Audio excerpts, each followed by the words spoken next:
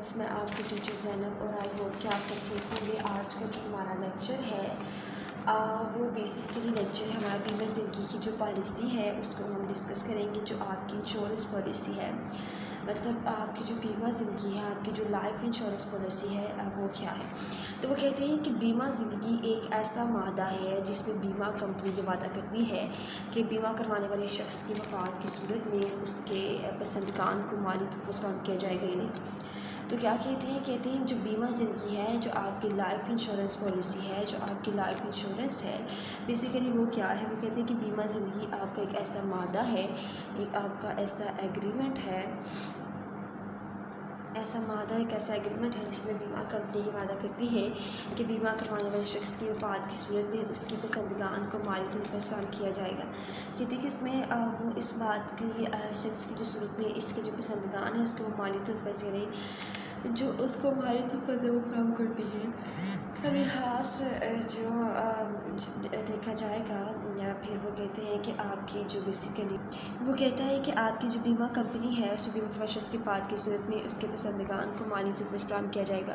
خاص مقرر عمر کے بعد بیمہ پالیسی حاصل کرنے والے شخص کو محسوس رقم ادا کر دی جائے گی۔ متعلقہ شخص ایک خاص رقم قسطوں بیمہ کمپنی کو ادا کرتا ہے۔ کہتے ہیں جو آپ کا متعلقہ شخص ہے، وہ پرسن ہے، وہ ایک خاص رقم جو ایک اسپیشل اماؤنٹ ہے، وہ کہتے ہیں وہ قسطوں میں ادا کرتا ہے۔ آگے وہ کہتے ہیں کہ وہ کرتا آپ کا بیسیکلی بیمہ ہے، وہ بینک اپنی گاہکوں کی بیمہ پالیسی کی کفالت جو ہے وہ بھی کرتا ہے، بدلے وہ قرض بھی دیتا ہے۔ نمبر 2 پہ جو ایڈوانٹیجز ہیں یعنی فوائد ہیں اس کی بھی بات کرتے ہیں، یعنی کس کی بات کرتے ہیں، ایڈوانٹیجز کی، اس کو ہم ڈسکس کر لیتے ہیں۔ اسٹوڈنٹس کہتے ہیں کہ ایڈوانٹیجز ہیں یعنی جو اس کے فوائد ہیں وہ کون سے۔ نمبر 1 کہتے ہیں قیمت کا آسان تعین، بیمہ پالیسی کی قیمت کا آسانی سے تعین ہو سکتا ہے۔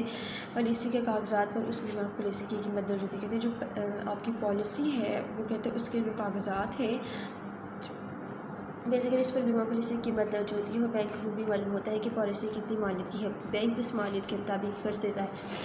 کہتے ہیں پالیسی کے کاغذات پر اس کی جو بیمہ ہے پالیسی کی قیمت درج ہوتی ہے، اور بینک کو بھی معلوم ہوتا ہے کہ پالیسی کتنی مالیت کی ہے، بینک اس مالیت کے مطابق ہی قرض دیتا ہے۔ کہتے ہیں بینک کیا کرتا ہے، اس مالیت یعنی جو اس کی مالیت ہے اس کے مطابق ہی قرض یعنی لون دیتا ہے۔ آسان نگرانی، کہتے ہیں قرض کے عوض لی گئی بیمہ پالیسی کی بطور کفالت نگرانی بینک کے لیے بہت آسان ہوتی ہے، کیونکہ اس کو صرف پریمیم کی ادائیگی پر نظر رکھنا ہوتی ہے۔ کہتے ہیں جو قرض کے عوض لی گئی بیمہ پالیسی ہے اس کی بطور جو کفالت ہے یعنی جو آپ کی سیکیورٹی ہے، جو کفالت نگرانی کی ادائیگی بہت آسان ہوتی ہے، کیونکہ اس کو صرف پریمیم کی ادائیگی پر نظر رکھنا پڑتی ہے۔ آگے کہتا ہے غیر متنازع ملکیت، اگر بینک سے بیمہ پالیسی کے بدلے قرض کی رقم حاصل کرنے والا شخص اپنی بیمہ پالیسی بینک کے نام کر دے، بیمہ کمپنی آگاہ کر دے تو پالیسی کی حق ملکیت سے متعلق کوئی تنازع پیدا نہیں ہوتا۔ کہتے ہیں اگر بینک سے جو بیمہ پالیسی ہے، آپ کی جو انشورنس پالیسی ہے، اس کے بدلے قرض کی رقم حاصل کرنے والا شخص جو ہے وہ اپنی بیمہ جو پالیسی ہے بینک کے نام سے کر دے، اور بیمہ کمپنی جو ہے جو آپ کی انشورنس کمپنی ہے اسے آگاہ کر دے، اویئر کر دے، تو جو پالیسی کی حق ملکیت سے متعلق کوئی تنازع پیدا نہیں ہوتا۔ کہتے ہیں کہ اگر بینک جو ہے وہ آپ کا بیمہ پالیسی کے بدلے قرض کی رقم حاصل کرنے والا شخص اپنی بیمہ پالیسی بینک کے نام کر دے تو کمپنی آگاہ کر دے تو پالیسی کی جو حق ملکیت سے متعلق کوئی تنازع پیدا نہیں ہوتا۔ نمبر 4 پہ وہ کہتا ہے کہ دوبارہ کفالت کے طور پر قبول کیا، بیمہ پالیسی کو دوبارہ کفالت کے طور پر قبول کیا جا سکتا ہے۔ مثلا بینک کو قرض دینے کے بعد کچھ زرد کی ضرورت ہو تو اس سے کسی دوسرے شخص یا ادارے کے نام منتقل کر کے زر حاصل کیا جا سکتا ہے۔ کہتے ہیں یہ جو بیمہ پالیسی ہے، آپ کی انشورنس پالیسی ہے، اس کو دوبارہ کفالت کے طور بھی قبول کیا جا سکتا ہے، یعنی اس میں کہتے ہیں اسے دوبارہ جو ہے سیکیورٹی جو ہے وہ قبول کیا جا سکتا ہے، ایکسیپٹ کیا جا سکتا ہے۔ کہتے ہیں جو ایکسیپٹ ہے یعنی اسے دوبارہ قبول کیا جاتا ہے۔ مثلا بینک جو ہے کوئی قرض دینے کے بعد اس زر کی ضرورت ہو تو وہ اسے کسی دوسرے شخص کے ادارے کے نام منتقل کر کے زر حاصل کر سکتا ہے۔ جو بینک جو ہے یعنی جو ہے وہ زر اس میں کہتے ہیں کہ قرض دینے کے بعد کچھ زر کی ضرورت ہو تو اسے دوسرے کسی شخص کے ادارے کے نام منتقل کر کے زر حاصل کر سکتے۔ قیمت میں اضافہ، اگر مقروض بیمہ اقسام باقاعدگی سے ادا کرتا ہے، کہتا ہے اگر جو آپ کا مقروض ہے وہ جو بیمہ کی اقسام ہیں، ٹائپ آف پالیسی ہے انشورنس، وہ کہتے ہیں باقاعدگی سے ادا کرتا ہے تو بیمہ پالیسی کی قیمت وقت گزرنے کے ساتھ اضافہ ہوتا رہتا ہے، اور جسے بینک کو فائدہ پہنچتا ہے۔ کہتے ہیں کیا کرتا ہے، مقروض جو ہے وہ بیمہ کی جو اقساط ہیں باقاعدگی سے ادا کرتا ہے۔ تو بیمہ پالیسی کی قیمت میں وقت گزرنے کے ساتھ اضافہ ہوتا رہتا ہے، جس سے بینک کو فائدہ پہنچتا ہے۔ احتیاطیں آگے آتے پالیسی کی جانچ پڑتال۔ بیمہ پالیسی پر قرض جاری کرتے وقت بینک کو پالیسی کی متدفعات کی جانچ پڑتال کرنا پڑتی ہے۔ یعنی وہ کہتے ہیں کہ جب آپ انشورنس پالیسی کرواتے ہیں تو آپ قرض جاری کرتے ہوئے بینک کو جو پالیسی کی متدفعات کی جانچ پڑتال کروائیں گے، اس بات کی آپ تسلی کر لیں کہ پالیسی کے درکار پر کسی قسم کی پابندی عائد تو نہیں ہوئی ہے۔ ایک ساتھ کی ادائیگی تاکہ بینک کو یہ بھی نظر رکھنا چاہیے کہ بیمہ کی گزشتہ ایک ساتھ ادا ہو چکی ہے نہیں، اور اگر بیمہ کی ساتھ ادا نہیں ہوئی تو پہلے ادا کروانی جائیں۔ یعنی کہ پریکاشنس میں نمبر 2 پہ کہتا ہے کہ ایک ساتھ بینک کو یہ نظر رکھنا چاہیے کہ بیمہ کی گزشتہ ایک ساتھ ادا ہو چکی ہیں، اور یعنی اگر بیمہ کی ساتھ ادا نہیں ہوئی تو پہلے ادا کر دینی چاہیے۔ یعنی بیمہ دار کی جو عمر ہے وہ بتاتا ہے بینک کو بیمہ پالیسی پر قرض دیتے وقت یہ بھی دیکھ لینا چاہیے کہ بیمہ دار کی کتنی عمر بیمہ پالیسی پر درج ہے، اور عمر کے سلسلے میں کمپنی سے تحریری منظور کی رقم حاصل کرنی چاہیے۔ بیمہ کو جو بینک جو بیمہ پالیسی ہے اس پر قرض دیتے وقت یہ بھی دیکھ لینا چاہیے کہ وہ جو بیمہ دار ہے وہ کتنی عمر بیمہ پالیسی پر درج ہے، یعنی جو اس کی عمر ہے جو یعنی بیسیکلی جو اس کی ایج ہے وہ کتنی بیمہ پالیسی پر درج ہے، اور عمر کے سلسلے میں کمپنی سے تحریری منظور کی نقل حاصل کرنی چاہیے۔ دیکھنا چاہیے کسی کتنی عمر کی جو نقل ہے منظور کی نقل حاصل کرنی چاہیے۔ مقررہ سالوں کی پالیسی بینک کو بیمہ پالیسی پر قرض دیتے وقت مقررہ سالوں کی بیمہ پالیسی کو پوری عمر کی پالیسی پر ترجیح دے کر بینک جو ہے بیمہ پالیسی پر قرض دیتے وقت مقررہ سالوں کی جو بیمہ پالیسی ہے پوری عمر کی پالیسی پر ترجیح دینی چاہیے۔ مارجن آگے مارجن کی بات کرتے ہیں۔ بینک بیمہ پالیسی کا 85% جو ہے وہ کہتے ہیں 85% ہے وہ قرض جاری کرتا ہے، جس میں اضافہ بھی ہو سکتا ہے اگر بینک پریمیم کی باقاعدگی ادائیگی کے بارے میں کوئی اعتماد رکھتے ہیں۔ عموماً بینک بیمہ پالیسی کی جو مالیت ہے یعنی جس کا جو مارجن ہے وہ 85% قرض جاری کرتا ہے، جس میں اضافہ بھی ہو سکتا ہے اگر بینک پریمیم کی باقاعدگی ادائیگی پر پر اعتماد ہو۔ آگے کہتے ہیں بیمہ کمپنی کی جو مالی ساکھ ہے بینک کو قرضہ صرف ایسی کمپنی کی بیمہ پالیسی کے عوض دینا چاہیے جس کی مالی حیثیت اور ساکھ اچھی ہو۔ کہتے ہیں بینک کو صرف قرضہ جو ہے یعنی لون جو ہے کہتے ہیں کہ وہ بیسیکلی اسی کمپنی کی بیمہ پالیسی کے قرض کے عوض دینا چاہیے جس کی مالی حیثیت اور ساکھ اچھی ہو۔ آگے آتے ہیں ڈس ایڈوانٹیجز، یعنی وہ جو کہتے ہیں ڈس ایڈوانٹیجز میں کہتے ہیں حقائق کی جو وضاحت ہے یعنی جو اس کی ریالٹی کی جو ایکسپلینیشن ہے اس کی وہ بات کرتا ہے کہ وہ کون کون سی۔ تو ہم دیکھ لیتے ہیں کہ وہ کس حقائق کی بات کر رہا ہے کہ یعنی آپ کی جو کہتے ہیں بیمہ کی جو ایک حقائق بیمہ کے ساتھ اگر بیمہ دار بیمہ کے ساتھ کمپنی کی باقاعدگی اصلاح نہیں کرتا تو اسے بیمہ پالیسی منسوخ ہو جاتی ہے اور بینک کو نقصان برداشت کرنا پڑتا ہے۔ کہتے ہیں اگر جو کوئی بیمہ دار ہے انشورنس پالیسی پرسن ہے وہ کسی بیمہ کمپنی کی باقاعدگی سے ادا نہیں کرتا تو اس صورت میں بیمہ پالیسی منسوخ ہو جاتی ہے اور بینک کو نقصان برداشت کرنا پڑتا ہے۔ موت کی نامناسب وجہ اگر بیمہ دار خودکشی کر لیتا ہے یا عدالت کی رسم سے اس کو پھانسی ہو جائے تو بیمہ پالیسی منسوخ ہو جاتی ہے اور بینک کو نقصان اٹھانا پڑتا ہے۔ کہتے ہیں اگر بیمہ دار یعنی آپ کا جو انشورنس پالیسی پرسن ہے خودکشی کر لیتا ہے یعنی وہ عدالت کی طرف سے اس کو پھانسی ہو جائے تو بیمہ پالیسی منسوخ ہو جاتی ہے اور بینک کو جو ہے وہ نقصان اٹھانا پڑتا ہے۔ آگے آتی ہے متفرق اشیاء، یعنی جو مسکلینیس گوڈس ہیں ان کی بات کرتا ہے۔ کہتے ہیں جو متفرق اشیاء ہیں اس سے مراد ایسی کفالتیں ہیں جو پہلے سے بیان کردہ کفالتوں میں شامل نہ ہوں۔ متفرق کفالتوں میں مندرجہ اشیاء کو شامل کیا جاتا ہے۔ سونے کے زیورات ہیں، ہیرے جواہرات ہیں، مدتی کھاتے کی رسید ہے، قومی بچت کی سرٹیفکیٹ ہے، ڈیفینس سیونگ سرٹیفکیٹ۔ متفرق اشیاء سے مراد کتنی ایسی کفالتیں ہیں جو پہلے سے بیان کردہ کفالتوں میں شامل نہ ہوں۔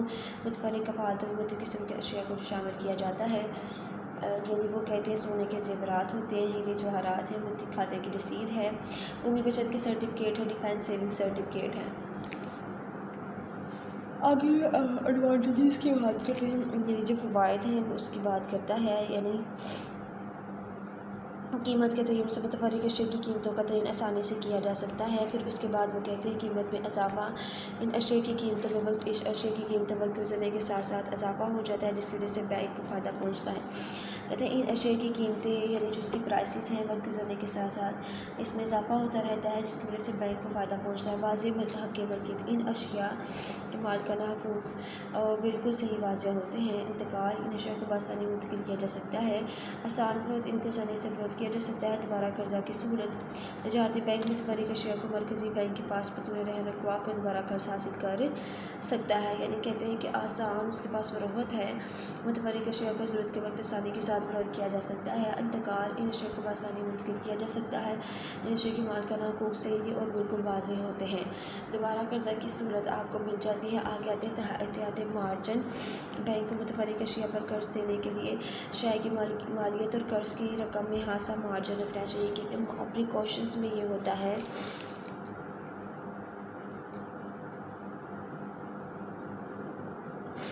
बैंक को मुतफर्रिक अशिया पर कर्ज देने के लिए शय की मालियत कर्ज की रकम में हासा मार्जिन रखना चाहिए। सही हक़ मलकियत, मुतफर्रिक अशिया को बतौर कफ़ाला कबूल करने से पहले बैंक को अशिया पर सही हक़ मलकियत के बारे में मुतमय्यन होना चाहिए। कहते हैं जो मुतफर्रिक अशिया हैं, मुतफ़र्रिक किस्म की जो उसकी चीज़ें हैं, एडवांटेजेस हैं, बतौर कफ़ाला कबूल करने से पहले बैंक उन अशिया पर सही हक़ मलकियत के बारे में पूरी तरह मुतमय्यन करता है, मुतमय्यन होना चाहिए। कब्ज़ा, कर्ज देने से पहले बैंक को मुतफर्रिक अशिया अपने कब्ज़े में ले लेने चाहिए। कर्ज देने से पहले जब आप लोन दे रहे हैं तो बैंक का जो मुतफर्रिक अशिया है, मुतफ़र्रिक किस्म की जो चीज़ें हैं वो अपने कब्ज़े में ले लेना चाहिए। कर्ज़े का मकसद, कर्ज जारी करने से पहले बैंक को वो मकसद देख लेना चाहिए जिसके लिए मकरूज़ कर्ज हासिल कर रहा करें। कर्ज जारी करते वक्त वो कहता है कि जब बैंक को वो मकसद, आपको वो पर्पज़ देख लेना चाहिए जिसके लिए कर्ज मकरूज़ और कर्ज हासिल कर रहे हैं। वो कहती है कि जो कर्ज़े का मकसद है, ऑब्जेक्टिव ऑफ लोन है, वो बेसिकली क्या है कि जो कर्ज जारी करने से पहले बैंक वो मकसद देख लेना जिसके लिए मकरूज़ कर्ज हासिल कर रहा है। आगे आती है कारोबारी सलाहियत। नंबर 5 पे कहता है कि मुतफर्रिक अशिया को बतौर कफ़ाला कबूल करने से पहले बैंक को मकरूज़ कारोबार सलाहियत का सही अंदाज़ा कर लेना चाहिए। मकरूज़ को कर्ज सिर्फ इसकी बेहतर कारदगी सलाहियत पर ही देना चाहिए। मकरूज़ का किरदार, मुतफर्रिक अशिया को बतौर कफ़ाला कबूल करने और कर्ज देने से पहले बैंक को मकरूज़ का ज़ाती किरदार पेश नज़र रखना चाहिए। कहते हैं कि मुतफर्रिक अशिया को जो बतौर कफ़ालत है कबूल करने और कर्ज देने से पहले बैंक को मकरूज़ का ज़ाती किरदार पेश नज़र रखना चाहिए। यानी कहता है कि जो मुख्तलिफ़ किस्म की आपकी मुतफर्रिक अशिया हैं, मिसक्लेनियस आपकी जो गुड्स होती हैं, कहते हैं उसको कफ़ालत करने से पहले बैंक को मकरूज़ का ज़ाती किरदार पेश नज़र रखना चाहिए। आगे हम देखते हैं कर्ज़े में जो इस्तेमाल होने वाली बेसिकली आपकी जो इस्तिलाहात हैं उसको हम देखेंगे। कहते हैं जो इस्तिहाक़ क्या है बेसिकली।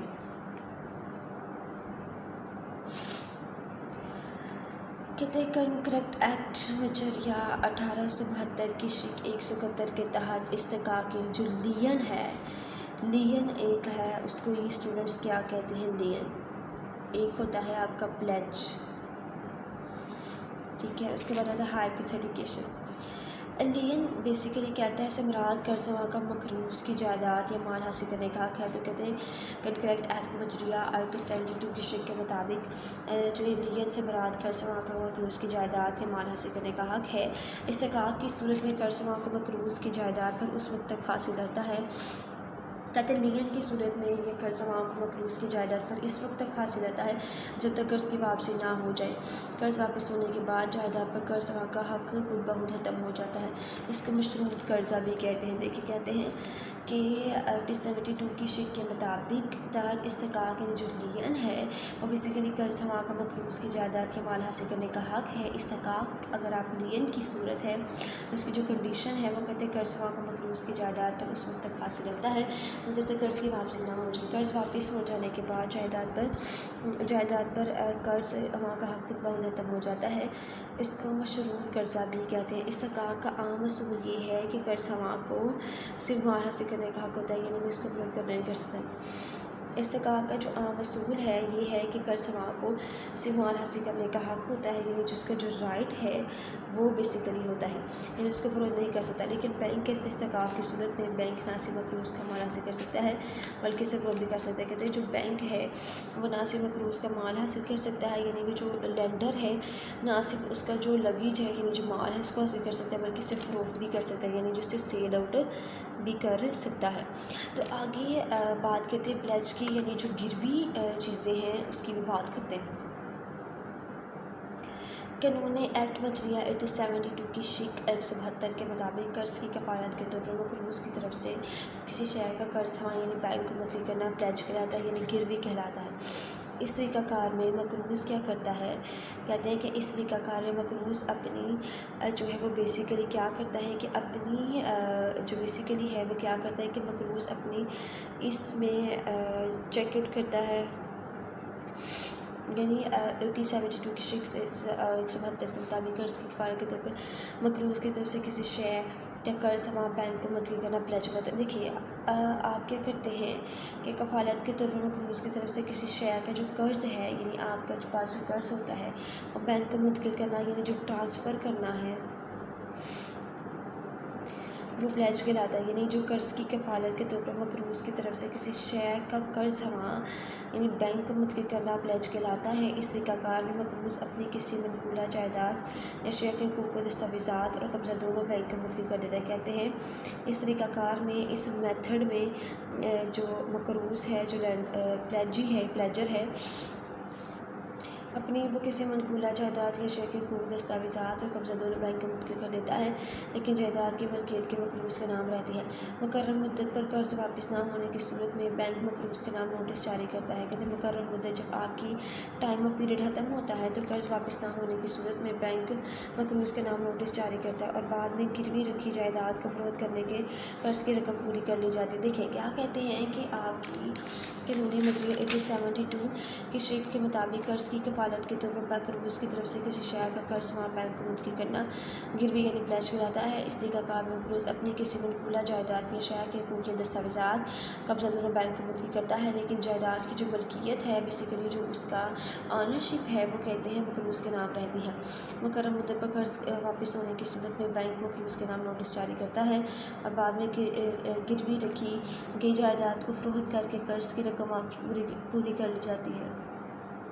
وہ کہتے ہیں کہ آپ کی جو منقولہ جائیداد ہے، شے کے حقوق دستاویزات اور قبضہ دونوں بینک کو منتقل کر دیتا ہے، لیکن جائیداد کی جو ملکیت ہے، آنرشپ مقروض کے نام رہتے ہیں۔ مقرر مدت پر قرض واپس نہ ہونے کی صورت بینک مقروض کے نام نوٹس جاری کرتا ہے اور بعد میں گروی کی جائیداد کی فروخت کر کے رقم واپس کر دیتا ہے۔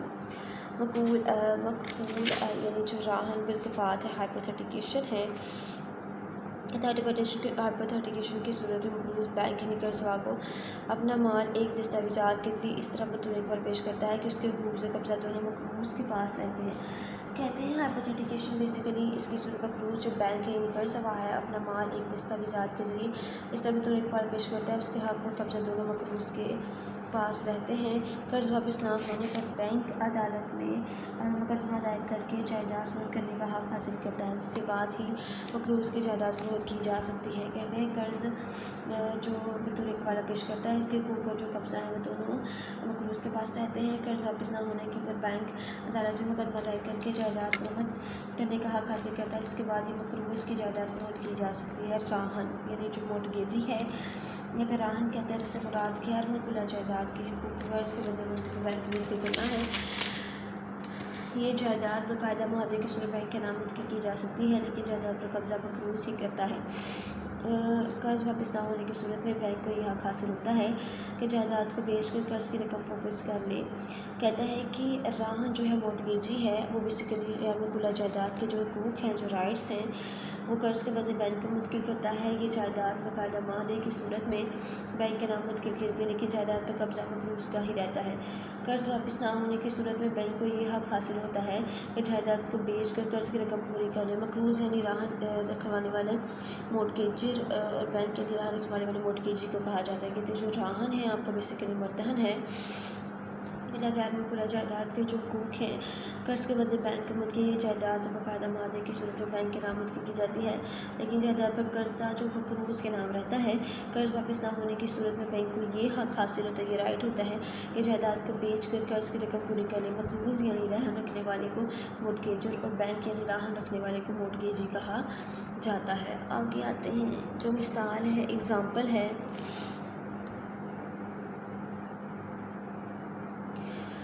غیر منقولہ جائیداد قرض خواہ یعنی موٹگیجی اور مقروض موٹگیجر ہے۔ قرض خواہ یعنی جو بینک ہے، مقروض یعنی اسلم ہے۔ ہم ان دونوں کی بات کرتے ہیں کہ قرض خواہ ہے وہ بینک ہے اور جو مقروض ہے وہ بیسیکلی کون ہے؟ اسلم ہے۔ کہتے ہیں قرض خواہ جو بینک ہے وہ مقروض اسلم ہے۔ قانونی راہن کی اقسام قانونی رہن یعنی جو لیگل مورٹگیجی ہے کسی بطور کفالت دی کی جائیداد پر قانونی حق ملکیت قرض سما کا نام منتقل ہو جاتا ہے۔ قرض کی عدم ادائیگی کی صورت میں قرض سما جائیداد کو فروخت کر کے اپنی رقم حاصل کر سکتا ہے۔ جب قرض ادا ہو جائے یعنی تو رہن یعنی مقروض جائیداد پر دوبارہ اپنے حقوق حاصل کر لیتا ہے۔ حقوق کی منتقلی کو رجسٹر کے آپس میں رجسٹر کروایا جاتا ہے، اسے رجسٹر شدہ رہن بھی کہتے ہیں۔ قانونی رہن یعنی جو مورٹگیجی ہے کی صورت میں بطور کفالت دی گئی جائیداد پر قانونی حق ملکیت قرض سما کا نام منتقل ہوتا ہے۔ قرض کی عدم ادائیگی کی صورت میں قرض سما جائیداد کو فروخت کر کے اپنی رقم حاصل کرتا ہے۔ جب قرض ادا ہو جائے تو رہن یعنی مقروض جائیداد پر دوبارہ اپنے حقوق حاصل کر لیتا ہے۔ حقوق کی جو منتقلی ہے ٹرانسفر آف رائٹس ہے رجسٹر کے آپس میں رجسٹر کروایا جاتا ہے، اسے رجسٹر شدہ رہن کہتے ہیں کہ اور جو لیگل مورٹگیج ہے آپ کا رجسٹرڈ مورٹگیج ہے وہ اس کی بات کرتے ہیں۔ آگے کہتے ہیں عادلانہ رہن یعنی جو ایکویٹیبل مورٹگیج ہے اس میں قرض سما بطور کفالت دی گئی جائیداد پر قانونی حق کی ملکیت حاصل نہیں ہوتا۔ عادلانہ رہن کے تحت جائیداد کی کوئی قانونی منتقلی غرض سے وجود میں نہیں آتی۔ عادلانہ رہن کے حقوق کو رجسٹرار کے دفتر میں رجسٹر نہیں کروایا جاتا۔ اگر مقروض واپس نہ کرے تو قرض سما کو عدالت سے رجوع کرنا پڑتا ہے، اسے غیر رجسٹر شدہ رہن کہتے ہیں، یعنی جو انلیگل ہے اصل میں ایکویٹیبل مورٹگیج ہے اس کو کہتے ہیں۔ آگے اسٹوڈنٹس بیسیکلی ہمارا یہ ٹاپک تھا جس کو ہم نے ڈسکس کیا کہ آپ کی جو بیمہ زندگی کی پالیسی ہے یعنی آپ کی جو انشورنس پالیسی ہے وہ کیا ہے، تو اس میں ہم نے دیکھا کہ مد کا جو آسانی سے تعین ہے، ہم نے مختلف قسم کے جو فوائد اور ایڈوانٹیجز کو ڈسکس کیا۔ اس کے علاوہ غیر متنازع ملکیت ہے، دوبارہ کفالت کے طور پر قبولیت ہے، قیمت میں اضافہ ہے، پھر اس کے بعد ہم نے بیمہ پالیسی احتیاط جو کچھ پریکاشنس کو دیکھا، اس کے بعد متفرق اشیاء کی خدمات ہیں ان کو دیکھا، پھر اس کو قرضے میں استعمال ہونے والی اصطلاحات کو دیکھا، رہن کی اقسام کو دیکھا۔ اسٹوڈنٹ آج ہمارا یہ ٹاپک تھا اور آئی ہوپ کہ بیسیکلی جو ہمارا ٹاپک تھا یعنی استحقاق ہے، گروی ہے، بالکفال بھی یہاں پہ طریقیشن ہے، رہن ہے، برتن ہے، آئی ہوپ کہ آج کا ٹاپک آپ کو بیسیکلی کلیئر ہو گیا، جس میں دیکھیں مثال بھی دیکھا ہے مورٹگیج اور مورٹگیجی، تو آج کا ٹاپک آپ کو کلیئر ہو گیا ہوگا اسٹوڈنٹس۔ اللہ حافظ۔